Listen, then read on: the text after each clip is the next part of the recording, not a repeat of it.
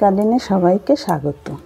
প্রথমে আমি এই তিনটে যে কাঁচের বাটি রয়েছে এই বাটির মধ্যে আমি জল দিয়ে দিচ্ছি। জল দিয়ে দিচ্ছি হাফ করে। এইবারে একটা পাত্রে আমি হলুদের গুঁড়ো 2 চামচ দিয়ে দিলাম। তারপরে আবার একটা পাত্রে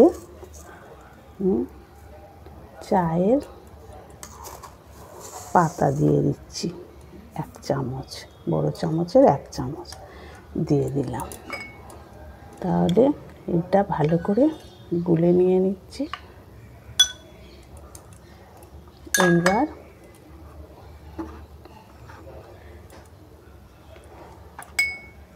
এখানে আমি পাকা কলা ভিজিয়ে রেখেছিলাম 3 দিন ধরে। এইবার এই কালারটা অনেকটা অন্যরকম হয়ে গেছে। এবার এই পাকা কলার ভেজানো জল এই দিয়ে দিচ্ছি একটা পাত্রে। এইবার এই যে চায়ের পাতা ভিজানো যে জলটা, এই জলটা আমি কয়েক ঘন্টা রেখে দেব। 1 ঘন্টার মতো রেখে দিচ্ছি। রেখে দেওয়ার পরে তারপরে দেখাচ্ছি কি হয়। কলার খোসা প্রচুর পরিমাণে পটাশিয়াম, ক্যালসিয়াম সব রকমের খাদ্য গুণ রয়েছে। আর এই হলুদ গুঁড়ো জল যে করে রেখেছি এর মধ্যে কিন্তু ফাঙ্গিসাইডেরও কাজ করে। এখানে রোগ পোকামাকড়ের উপদ্রব বা পিঁমড়ে এইগুলো সব আসতে দেয় না। আর ফাঙ্গিসাইডেরও কাজ করে। আর এই যে চা পাতা, এটা চা পাতাও পুষ্টি পাওয়া যায়, এতেও ক্যালসিয়াম রয়েছে। এখানে এই জল প্রত্যেকটা টবের মধ্যে এখানেও কিন্তু প্রচুর ফুল ফুটবে। আর এই যে কুঁড়িগুলো, এই কুঁড়ি ফুটতে সাহায্য করবে। এই সব প্রচুর ফুল ফুটতে হয়। অনেক সময় এই ফুলগুলো ফুটবার আগেই কিন্তু ফেটে যায়। আর এই যে পটাশ যুক্ত যে কলার খোসা দিয়েছি, কলার খোসার যে জল ভিজানো, এই জল ভিজানোর দেওয়ার জন্যে কিন্তু ফেটেও যাবে না আর সম্পূর্ণ ফুটতে থাকবে।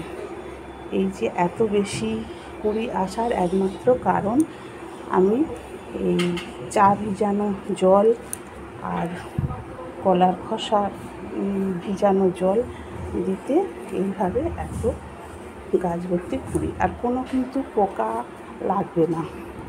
ওই হলুদের গুঁড়ো ভিজানো জল দিলে পোকামাকড়ের হাত থেকেও কিছুটা রেহাই পাওয়া যাবে। তা না তো ছোটো ছোটো এই পাতার তলায় ছোটো ছোটো পোকায় ডিম পেড়ে যায়। আর সেই ডিম থেকে পোকাগুলো ডিম ফুটে পোকাগুলো বড় হয়। আর এই গাছের যে ছোট ছোট এই কুঁড়ি হয়, এইগুলো সব একদম খেয়ে নেয়। কুঁড়িগুলো খেয়ে আর ফুল আর ফুটতে দেয় না। এইভাবে গাছটাকে আমি পরিচর্যা করি। তোমরা কিন্তু সবাই এই ধরনের গাছ লাগাতে পারো। অতি সহজে এই গাছগুলো লাগানো যায়।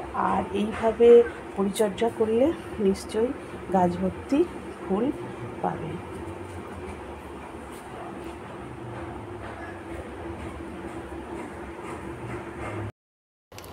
এইবার এই চায়ের পাতাটা 1 ঘন্টা ভিজানোর পর এই রকম সব হয়ে গেল, লাল হয়ে গেছে এবং সম্পূর্ণ ভিজে গেছে। এই অবস্থায় এবারে আমি এই মিশ্রণ 3টেকে এক জায়গায় করে নেব, নিয়ে এই যে ফুল গাছ হয়েছে এই ফুল গাছে সব দিয়ে দেব। এইভাবে ফুল গাছে দিলে প্রচুর কুঁড়ি আর ফুল একদম গোড়ায় থেকে ফুল ধরেছে। হাজারি টগর, এই হাজারি টগর প্রচুর পরিমাণে ফুটবে। এই সারটা একবার দিয়ে দেখবেন, প্রচুর পরিমাণে কিন্তু এই রকম সব হাজারি টগর ফুটতে থাকবে। এটা 5টা পাপড়ি। এই ফুলটাও কিন্তু প্রচুর একবার কিন্তু ফুটে গেছে, প্রচুর ফোটে, একবার ফুটে গেছে আবার ফুটছে। এই সময় আমি এই সারটা দেব, দিলে এই রকম প্রচুর কুঁড়ি এবং ফুল ফুটতে থাকবে। এই এত বেশি ফুল পেতে গেলে নিশ্চয়ই এই ধরনের একটা সার প্রয়োগ করতে হবে।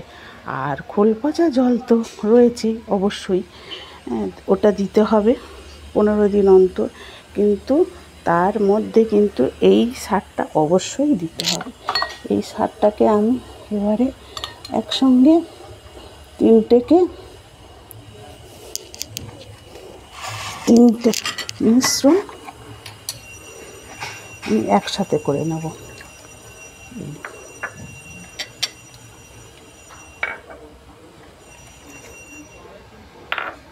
একসাথে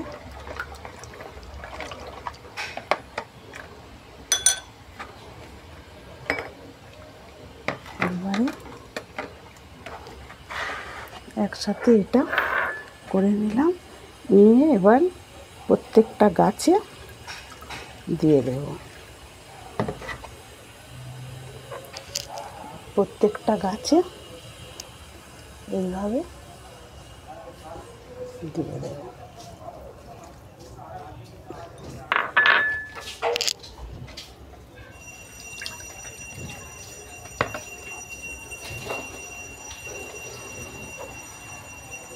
এই গাছটাতেও কিন্তু দিয়ে দেব।